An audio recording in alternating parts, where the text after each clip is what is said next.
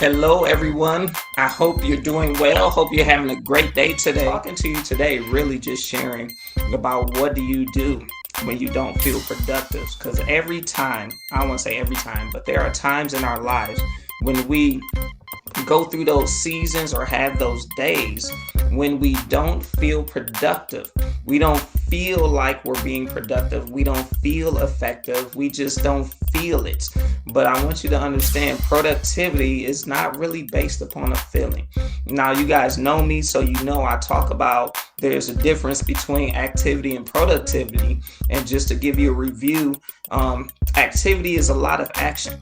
Productivity is things that move you and your business or organization that you lead forward. But there are times that you are doing things and you are moving your business or your organization forward and you don't feel productive because of you may be used to a lot of activity. You may say, oh, I only had so many appointments this week, or we only got to do 3 things off the task list this week. You didn't feel as productive. And so you want to make sure that you don't allow yourself to get into an emotional place where you're feeling like you have to constantly be doing something in order to be productive.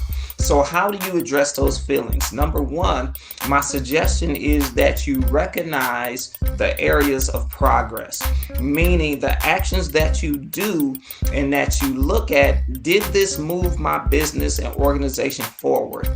Did this move me forward as a leader? Did it move my team forward as individuals? And if it did, you can say, yes, this is progress, and yes, I'm being productive.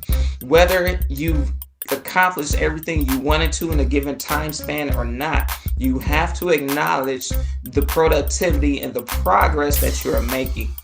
Because if you don't, you run the risk of getting into a negative space, having those negative emotions, and then operating and leading from a place of negativity. Because as you celebrate your progress and as you celebrate, your steps forward and the steps forward of your team, you get into this place of excitement, you get this momentum, this place of gratitude, which then provides fuel and energy for you to lead from an authentic, joyous place.